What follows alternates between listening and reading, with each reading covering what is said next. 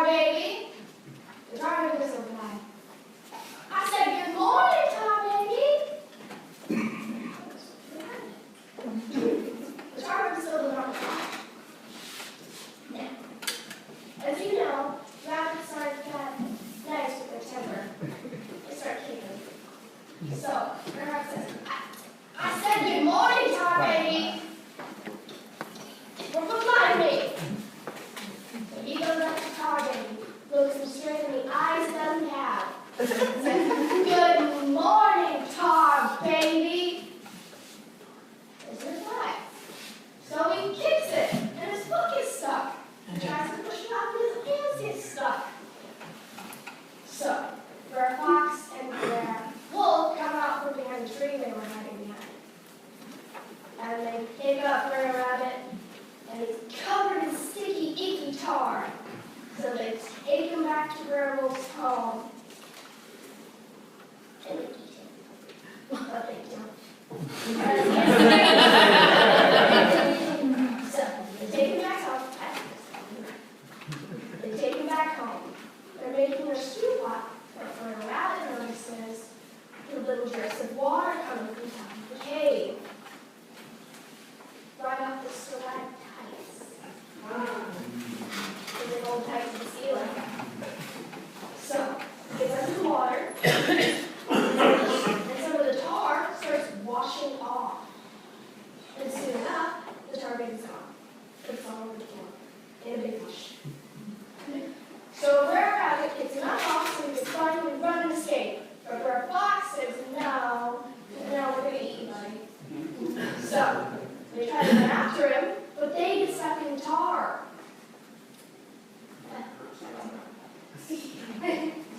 So, Brer Rabbit runs into the bushes again, bristles, press the dryer. The dryer bushes things, and escapes. Yeah.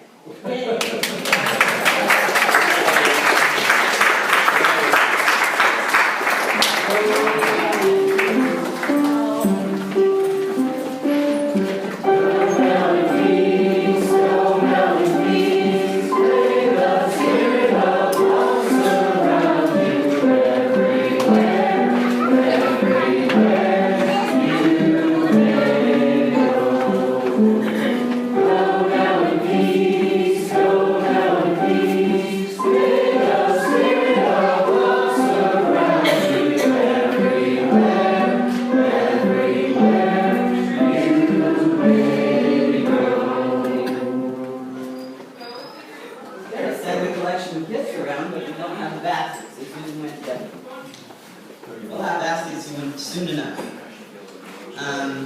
While we're waiting for the baskets, announcements.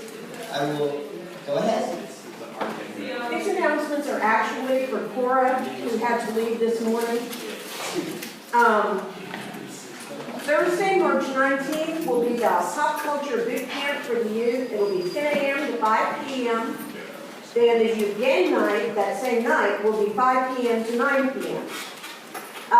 Teen Army Spring Break Walk-In will be March 20th to 21st, 7 p.m. to 7 a.m. And there will be a parents' meeting Friday, March 20th, 6 to 7 p.m. Parents of all youth, it's age 12 and up, should be there. Actually, I think they may start when they're 11. It just depends on the parent. I guess the parents. Okay.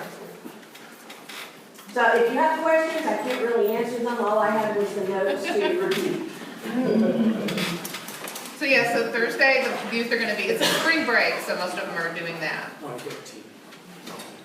All right, there's the collection of gifts, bowls going around, and this is how we pay our lights and everything else that we have to pay for. So if you are making a donation and you would like it to be on record for your taxes, please put it in an envelope and put your name on the outside of the envelope. Thank you. Let's see, Robo, you want to go ahead. Yeah.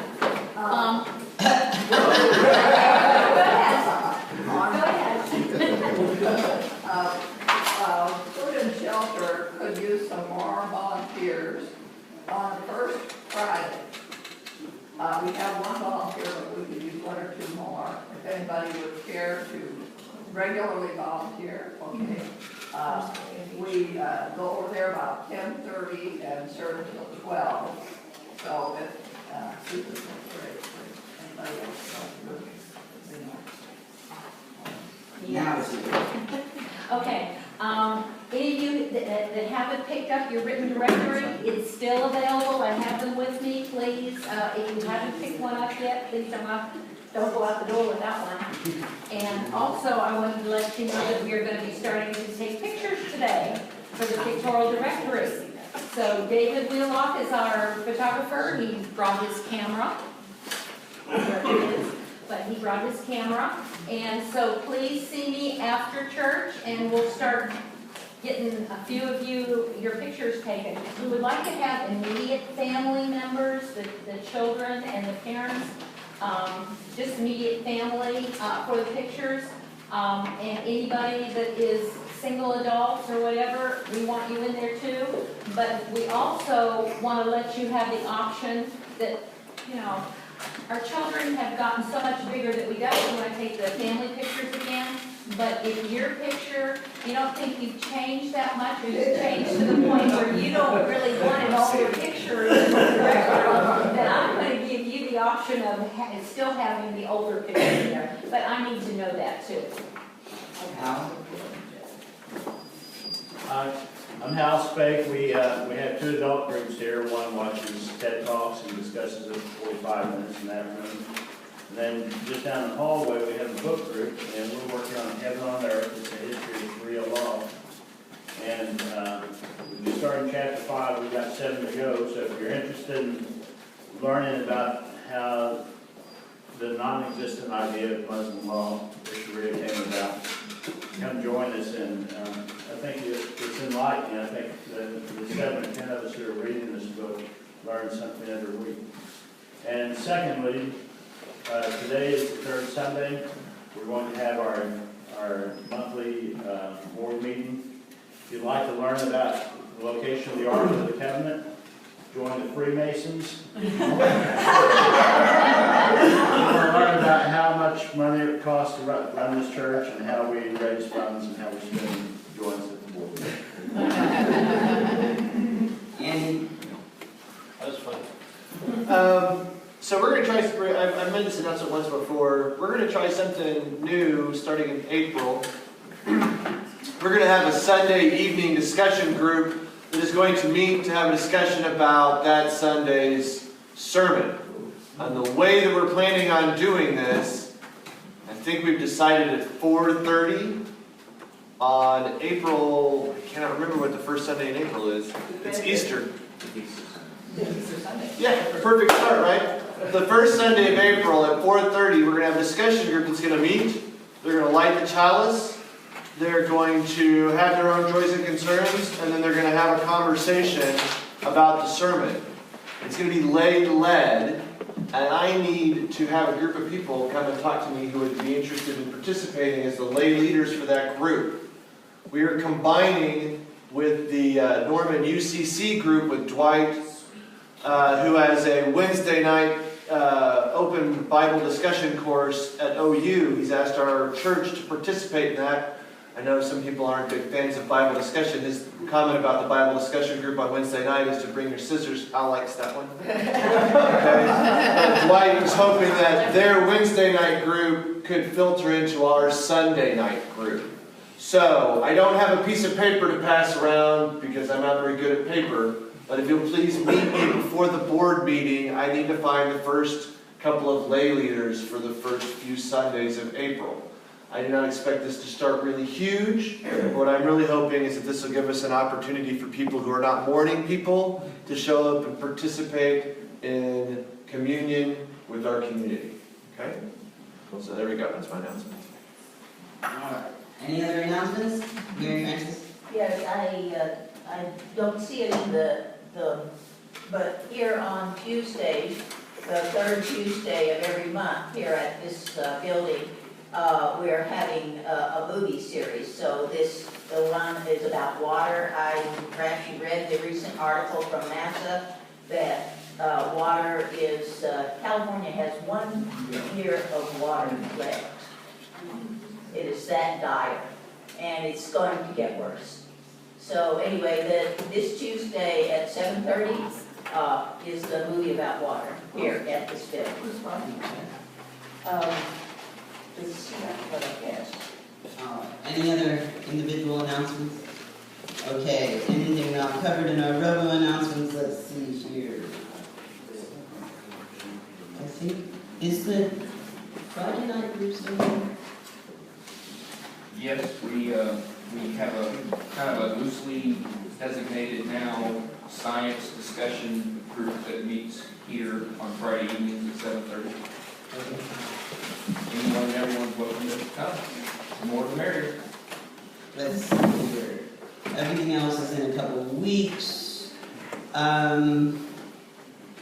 Oh, don't forget, we have a food pantry closet in the big room back here, and anyone can come in and have access to that. When they need help, they can discreetly go and get groceries without having to ask anyone. However, it does run lower sometimes, so if you're in the giving mood and you want to bring extra non-perishable items to add to that pantry on any given Sunday when you're coming in, that is always helpful as well. Just make sure that it is non-perishable and it's well packaged, so we're not going to attract bugs.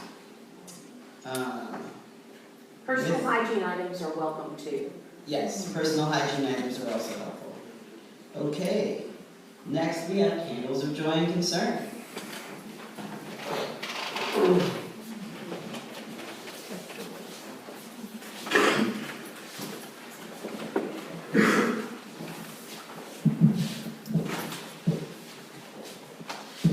This is Alice Fielding.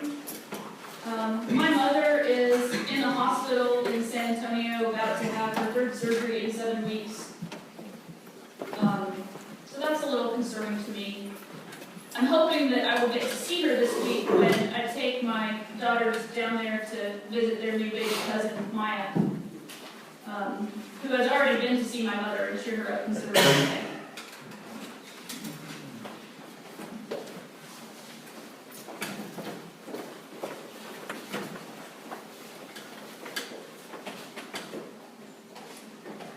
I have a joy. I have a new grandson, Deacon Bjorn, born the 10th of this month.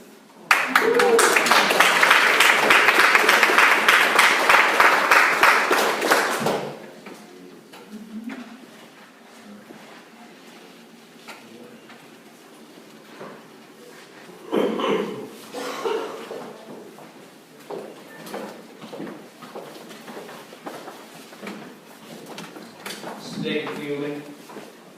My best friend of 30 plus years got married yesterday. And I'm really happy for him and for them. He was the best man at my wedding 12 years ago. And I had the privilege and honor and pleasure of being his best man. It was a beautiful wedding and couldn't have gone better. It was great. So congratulations to Amy and Brian.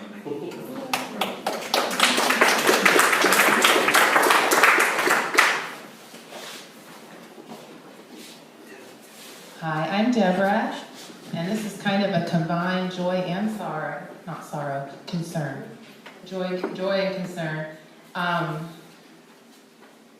This is not an official church activity, so that's why I'm sharing it during this time. But Saturday I'll be hosting a small gathering of women, and I wanted to open that up, even though it's not directly affiliated with our church, to the women who are friends and in our congregation.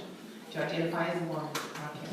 We're not biased, but it's just a listening circle, and which we'll learn deep listening, we'll practice deep listening, we'll have a little fellowship and just get to know each other a little better. When? Oh, Saturday, 2 o'clock, here at Westwind. This is for the passing of Terry Pratchett. I know two-thirds of the Republican who. I've only tried with 3 writers. One was John Steinbeck, one was Christopher Hitchens, and the third was definitely Terry Pratchett. To give you an idea, Terry Pratchett, to give you an idea of what he was like, one of his memorial photographs I randomly found on the web was him at a convention, and the big letters said, "Tolkien is dead." Underneath that it said, J.K. Rowling said no. And underneath that, in bigger letters, it said, Philip Pulliam couldn't come. And in tiny little letters under that, it said, so this is Terry Pratchett. There's an online, what do you call it, we signed a petition addressed to death, but send him back.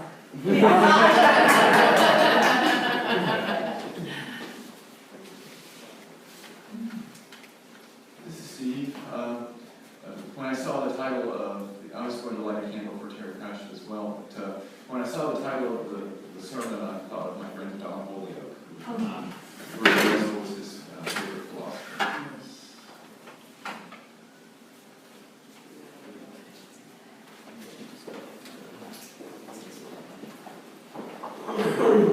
Hi, my name's Hal Spake.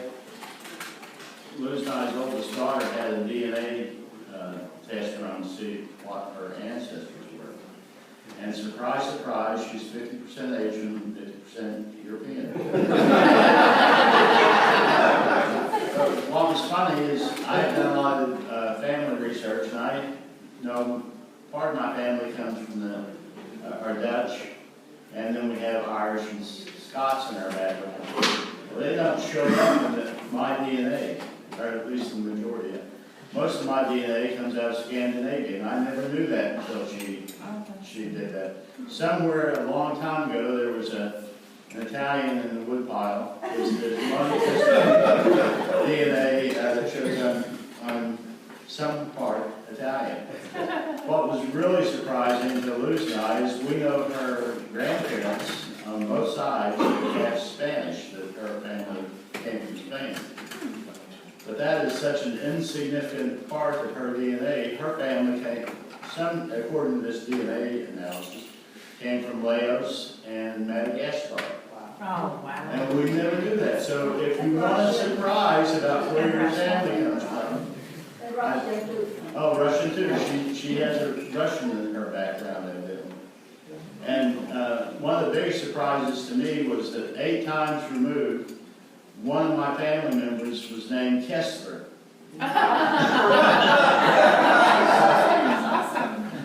So 8 generations ago, there was a Kessler in one of my ancestors. But this is for surprises and joyful information.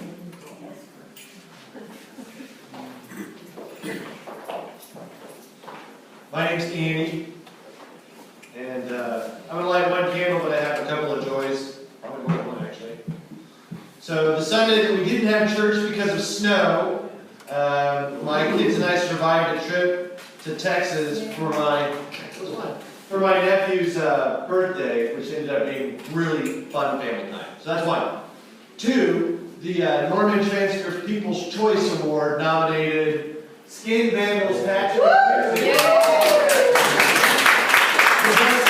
Which is really nice. And so this week we ran some specials and we made some really good money this week. So there we go. So I'm also very glad to be back with my spiritual family. It's been a couple weeks and it's nice to see everybody out here in the sunshine. Good job, guys.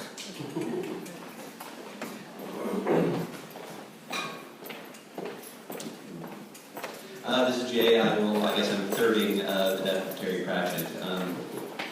His major work is the Discworld series, which is a fantasy series for people who find Harry Potter too serious. But my main concern, I, like many people here, work at OU, and I think we're all aware of the controversy surrounding SAE, the fraternity, who was caught chanting something very racist. And I'm conflicted with this. On one hand, I don't want the people who led this chant on campus. On the other hand, a university is a place where you are exposed to new ideas, where you meet new people, where you experience different cultures, and you are forced outside of your comfort zone, and you learn to live, coexist, exist with different people. And while people in SAE can't be part of fraternity, which is built to be the exact opposite of that, 2 people were expelled and now they won't get that education. I still think it was a good idea to remove them from the community because they were very toxic. My hope is that they will find some kind of enlightenment and get the education that they need to be good people. Because I just feel bad writing them off as lost causes.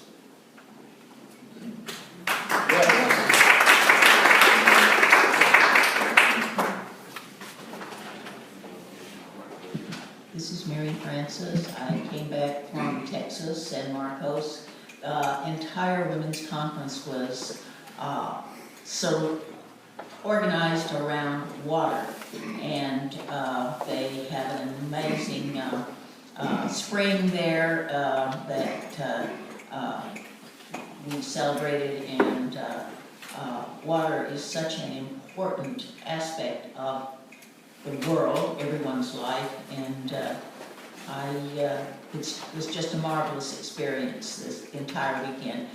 The other thing that I wanted to mention is Dana has Nesbitt, who I guess McLeod was where she was. Yes, recently moved, and she thought she might be here this weekend, but is a bit disoriented because of you know how it is when you move and you've got this new spot and you wake up and it's like whoa. And so anyway, I'm sorry to see that she's not here. I hope she's here this next week. Who is that?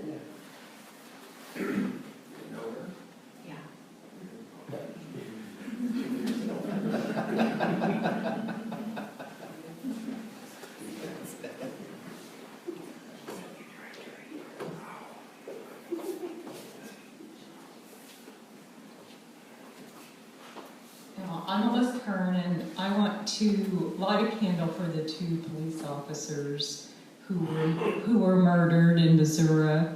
I think that really sets back the cause of trust. Well, not shot, not murdered. Okay, shot. Okay, but anyway, it severely sets back the cause of peace to have such, to have violence, and it's just very regrettable.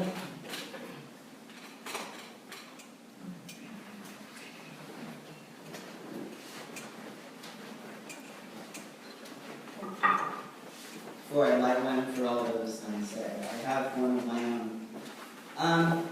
It's joy and a concern combined. 2 parts, really. The first part, joy, was that after Michelangelo's was voted #1 coffee shop, the news came in to interview, and I was there, staffed by myself, and it was relatively busy, but I thought, gosh, it's not in our budget for advertising, this is great advertising, yeah, absolutely, I'll interview with you. But just let me finish with these customers first. And I did. And I didn't realize, until I sat down to the interview, that they were asking me about what Emily Virgin is doing at the state level with all with discrimination against gays in business and whatnot. And I totally understand why she threw that bit in there. You need to throw people on the ears sometimes to get them to realize how incredibly ridiculous the whole thing is in the first place. And I know her, she's a great person, I'm totally supportive, but it kind of blindsided me because I wasn't well read on it before the interview. So I answered very generically, and I came up with good answers on the spot. It was great. They cut out almost everything I said. And they put a picture of me on the news with a caption underneath that said I was the owner. I don't watch the news, so I had to look it up. I saw it, freaked out, I called the news station, I said, you have to pull this or change it. Right away, my boss is going to be really angry.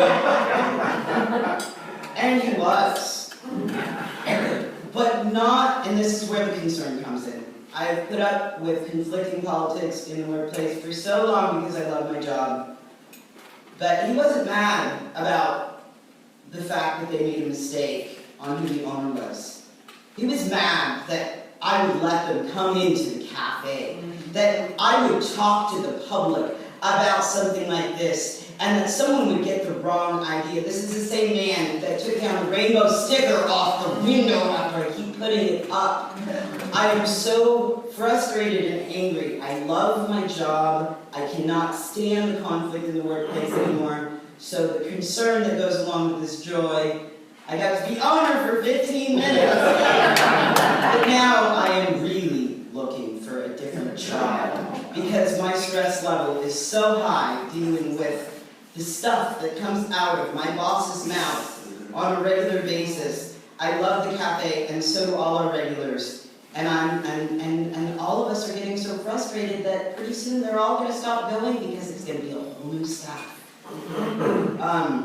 So anyway, if I'm trying to revisit administration. I've applied for a job with the school district as a job coach for next year. I really hope I get a call back for an interview. I don't know that I have the stomach for politics in education again, but it can't be any worse than what I've been putting up with for the last 4 years. So that is my big concern, that I'm nervous about job hunting again, but I can't keep doing this. So If you leave, who's going to take your place? if the manager and I leave, we will be praying we can open our new place somewhere.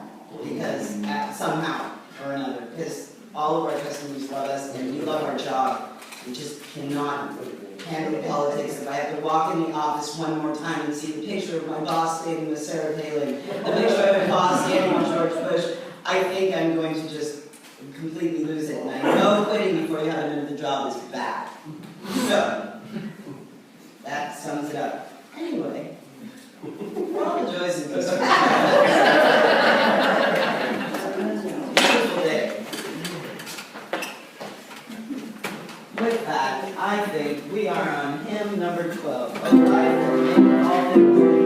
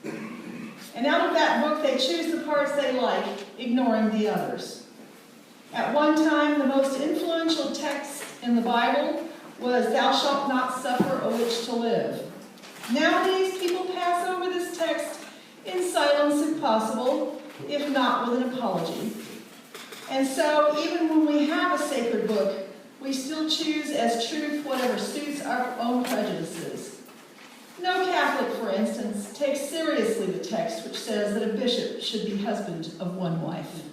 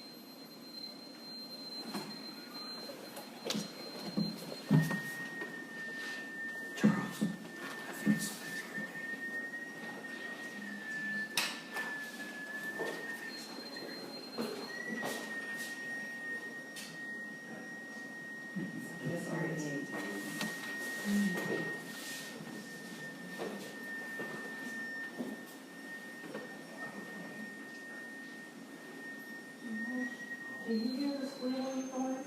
Do you hear that noise? Is it the wind?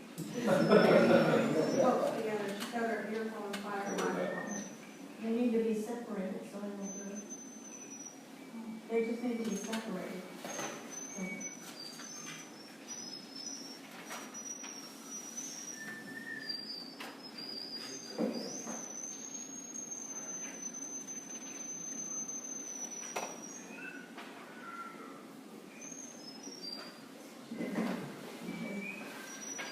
They need to be far apart. It's making, you don't have to turn it on.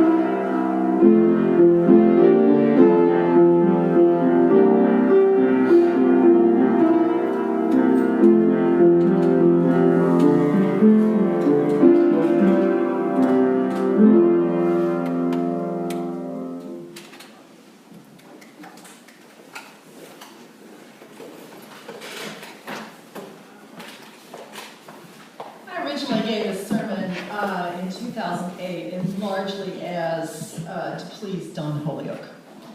I changed it a little because it got a little dated over the years. Elsewhere in the sermon, he talks about the most ignored parts of the Bible.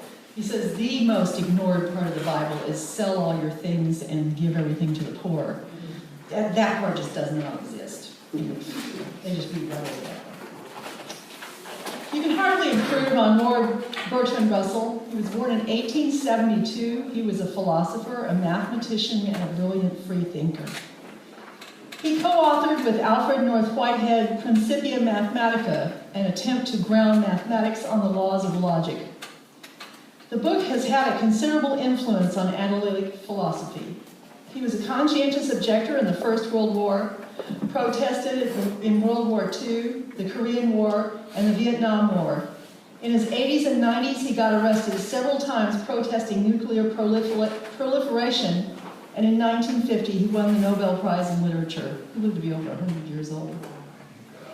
In 1943, which you'll notice is still in the middle of World War II, he wrote a scathingly funny essay called An Outline of Intellectual Rubbish. I found out later it was published in his Unpopular Essays. In it, he skewers almost every foolish human idea. He was the Bill Maher of his time. The essay is online, and I recommend you track it down. I had to cut an awful lot of great stuff. When a fully competent adult does something like punch you in the nose or persuade someone to bomb a marketplace full of women and children, you don't forgive them or ignore them or just give them an improving lecture. You stop them by any means necessary. I skipped something here. I did. Okay, back up. I'm backing up. Huh? Pretend you didn't hear that. Just pretend you didn't hear that. As I wrote this sermon, I ended up changing the focus of it. Originally, I wanted to talk about how you don't have to respect bad ideas. As Emerson said, ideas must be passed through the fire of the intellect, and I agree with him. But some people have some very, very bad ideas. How do we treat them with respect? How do we respect them if they believe that garbage? There are two classes of people in our society who are not held accountable for their actions: children and the mentally ill. There may be others, but those are the two I've been able to come up with.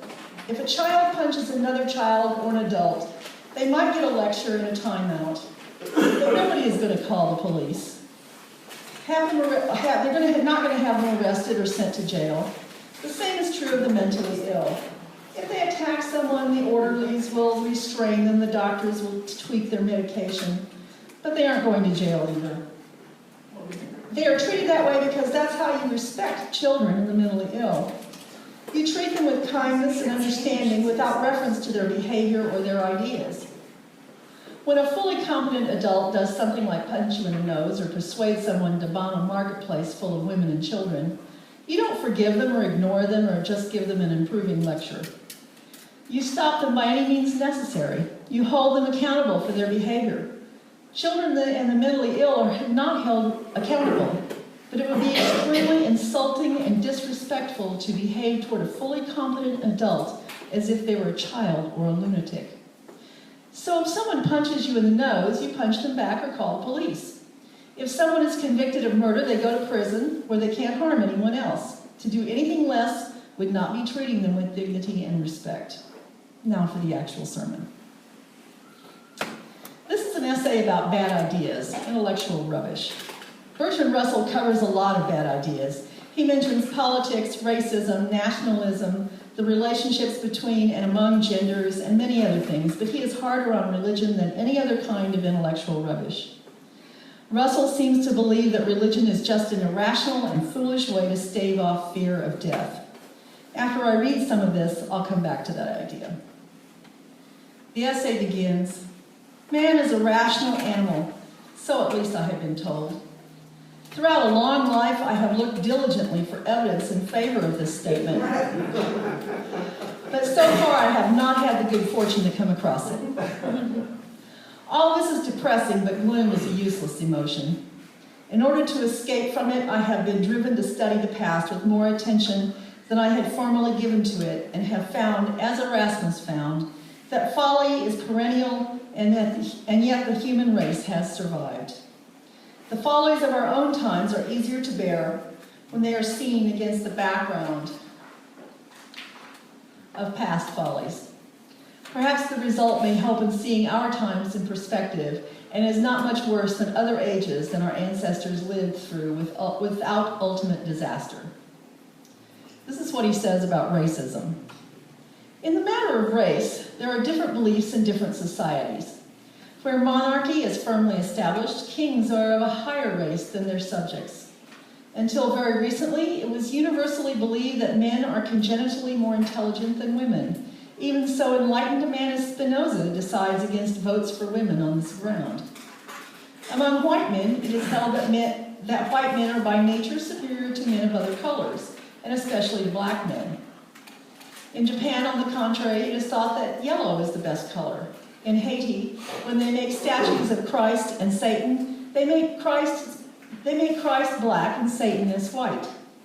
Aristotle and Plato considered Greeks so innately superior to barbarians that slavery is justified so long as the master is Greek and the slave barbarian. The Nazis and the American legislators who made the immigration laws considered the Nordics superior to Slavs or Latins or any other white men. But the Nazis, under the stress of war, had been led to the conclusion that there are hardly any true Nordics outside Germany. The Norwegians, except Quisling and his few followers, have been corrupted by intermixture with Finns and Lapps and such. Thus, politics are a clue to dissent. The biologically pure Nordic loves Hitler, and if you do not love Hitler, that is proof of tainted blood. This is what he says about the power of governments. Politics is largely governed by sententious platitudes which are devoid of truth. The power of governments over men's beliefs has been very great ever since the rise of large states. The great majority of Romans became Christian after the Roman emperors had been converted. In the parts of the Roman Empire that were conquered by the Arabs, most people abandoned Christianity for Islam. The division of Western Europe into Protestant and Catholic regions was determined by the attitude of governments in the 16th century. But the power of governments over belief in the present day is vastly greater than any other time. A belief, however untrue, is important when it dominates the actions of large masses of people. In this sense, the beliefs inculcated by the Japanese, Russian, and German governments are important. Since they are completely divergent, they cannot all be true, though they may well all be false.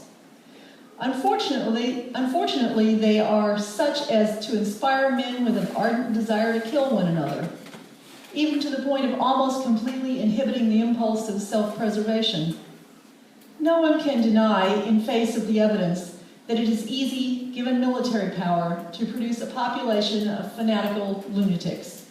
It would be equally easy to produce a population of sane and reasonable people, but many governments do not wish to do so, since such people would fail to admire the politicians who are at the head of these governments. I am persuaded that there is absolutely no limit to the absurdities that can, by government action, come to be generally believed. Give me an adequate army with power to provide it with more pay and better food than falls to the lot of the average man, and I will undertake within 30 years to make the majority of the population believe that 2 and 2 are 3, that water freezes when it gets hot and boils when it gets cold, or any other nonsense that might seem to serve the interest of the state. Of course, even when these beliefs had been generated, people would not put the kettle in the icebox when they wanted it to boil. That cold makes water boil would be a Sunday truth, sacred and mystical, to be professed in odd tones, but not to be acted on in daily life. What would happen would be that any verbal denial of the mystic doctrine would be made illegal, and obstinate heretics would be frozen at the stake. No person who did not enthusiastically accept the official doctrine would be allowed to teach or to have any position of power.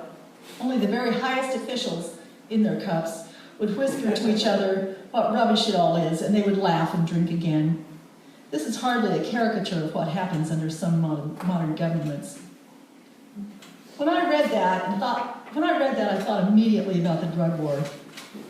Nixon scored a political coup when he started the war on drugs. And yes, I believe it was done because of pure political calculation. But that was 40 years ago. Now, if you go to the DEA website and look at their info sheet about pot, you will find that we are ending or destroying millions of lives because pot makes people lazy and stupid. That leaves me thinking about all the lazy and stupid people people I know and wondering how you tell which ones are high. And now we get to his ideas about religion. Where shall we look first for rational men? Shall we look among eminent statesmen who have so triumphantly guided the world to its present condition? Or shall we choose the men of letters or the philosophers? All these have their claims, but I think we should begin with those whom all right-thinking people acknowledge to be the wisest as well as the best of men, namely the clergy. That's you, Andy. If they fail to be rational, what hope is there for us lesser mortals? And alas, though I say it with all due respect, there have been times when their wisdom has not been very obvious. And strange to say, these were especially the times when the power of the clergy was the greatest. Although there are many kinds of sin, 7 of which are deadly, the most fruitful field for Satan's wiles is sex. The Orthodox Catholic doctrine on this subject is to be found in St. Paul, St. Augustine, and St. Thomas Aquinas. It is best to be celibate, but those who do not have the gift of continence may marry. Intercourse in marriage is not sin, provided it is motivated by a desire for offspring. All intercourse outside marriage is sin, and so is intercourse within marriage if any measures are adopted to prevent conception. You might be considered to be enjoying it, that would be bad. Interruption of pregnancy is sin, even if in medical opinion it is the only way of saving the mother's life. For medical opinion is fallible, and God can always save a life by a miracle if he sees fit. This view is embodied in the law of Connecticut. That was in 1943. It's now in a lot of laws. Venereal disease is God's punishment for sin. It is true that, through a guilty husband, this punishment may fall on an innocent woman and her children. But this is a mysterious dispensation of providence, which it would be impious to question. We must also not inquire why venereal disease was not divinely instituted until the time of Columbus. Since it is the appointed penalty for sin, all measures for its avoidance are also sin, except, of course, a virtuous life. The commonest objection to birth control is that it is against nature. For some reason, we are not allowed to say that celibacy is against nature. The only reason I can think of is that it is not new. Malthus saw only 3 ways of keeping down the population: moral restraint, vice, and misery. Moral restraint, he admitted, was not likely to be practiced on a large scale. Vice, i.e. birth control, he, as a clergyman, viewed with abhorrence. There remained misery. In his comfortable parsonage, he contemplated the misery of the great majority of mankind with equanimity and pointed out the fallacies of reformers who hoped to alleviate it. Under the influence of great fear, almost everybody becomes superstitious. The sailors who threw Jonah overboard imagined his presence to be the cause of the storm, which threatened to wreck their ship. In a similar spirit, the Japanese, at the time of the Tokyo earthquake, took to massacring Koreans and liberals. Collective fear stimulates herd instinct and tends to produce ferocity toward those who are not regarded as members of the herd. So it was in the French Revolution when dread of foreign armies produced the Reign of Terror. And it is to be feared that the Nazis, as defeat draws nearer, will increase the intensity of their campaign for exterminating Jews, and he turned out to be, he was right. For generations, impulses of cruelty and therefore fear generates impulses of cruelty and therefore promotes such superstitious beliefs as seem to justify cruelty. Neither a man nor a coward nor a nation can be trusted to act humanely or to think sanely under the influence of great fear. And for this reason, poltroons are more prone to cruelty than brave men and are also more prone to superstition. When I say this, I am thinking of men who are brave in all respects, not only in facing death. Many a man will have the courage to die gallantly, but will not have the courage to say or even to think that the cause for which he is asked to die is an unworthy one. Obloquy is, to most men, more painful than death. That is one reason why, in times of collective excitement, so few men venture to dissent from the prevailing opinion. And here I'm thinking of the Patriot Act and the torture regime after 9/11. Russell seems to believe that religion is just an irrational and foolish way to stave off fear of death. He is not entirely correct. Forrest Church once said that religion is the normal reaction to two basic facts. We are alive and we will die.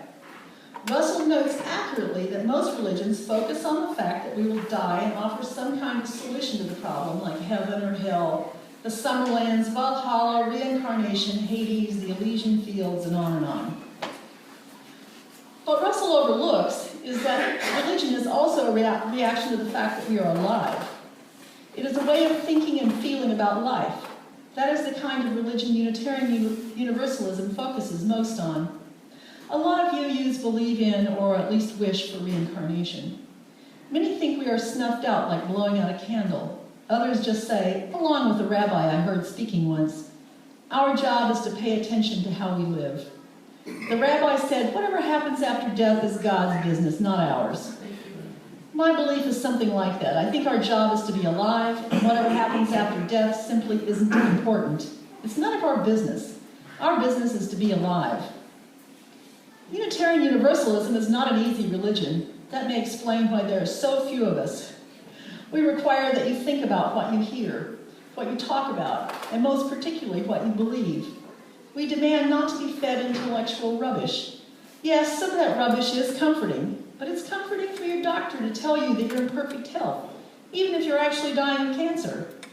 It is comforting, but it's not true, and that's got to count for something. Unitarian Universalism requires something that no other religion requires: courage in the face of unanswered questions. We are not going to give you any easy answers. We're not going to tell you with confidence that you will live forever. It's knowledge we can't possibly have, so telling you that is rubbish. We provide a framework, and a framework only, to help you live your life. But we aren't going to hand down rules for you. You're going to have to find those for yourself. That means you end up making some mistakes and believing some intellectual rubbish you shouldn't have believed. It takes courage to fail and learn from your mistakes. That alone may take more courage than facing ultimate extinction. I'd like to let Lord Russell have the last word here. Last several words. Perhaps the world would lose some of its interest in variety if such beliefs were wholly replaced by cold science. Perhaps we may allow ourselves to be glad of the Abecedarians, who were so called because, having rejected all profane learning, they thought it wicked to learn the ABC. And we may enjoy the perplexity of the South American Jesuit, who wondered how the sloth could have traveled since the flood all the way from Mount Ararat to Peru, a journey which its extreme tardiness of locomotion rendered almost unbelievable. Almost. A wise man will enjoy the goods of which there is a plentiful supply, and of intellectual rubbish he will find an abundant diet in our own age as in any other. People fear thought as they fear nothing else on earth, more than ruin, more even than death. Thought is subversive and revolutionary, destructive and terrible. Thought is merciless to privilege, established institutions, and comfortable habit. Thought looks into the pit of hell and is not afraid. Thought is great and swift and free, the light of the world, and the chief glory of humankind. Thank you.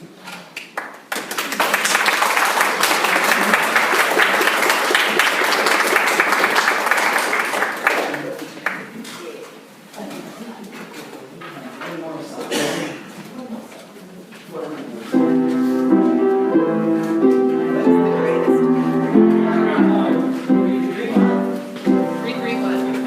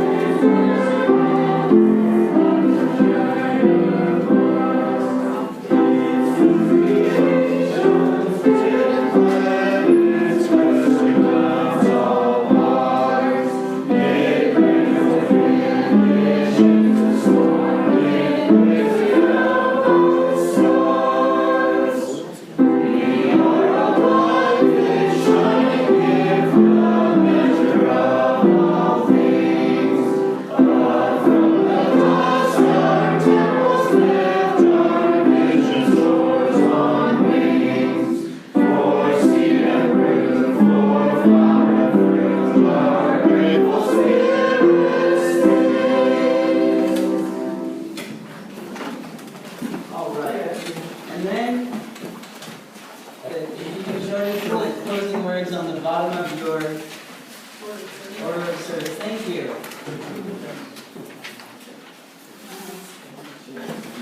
All right.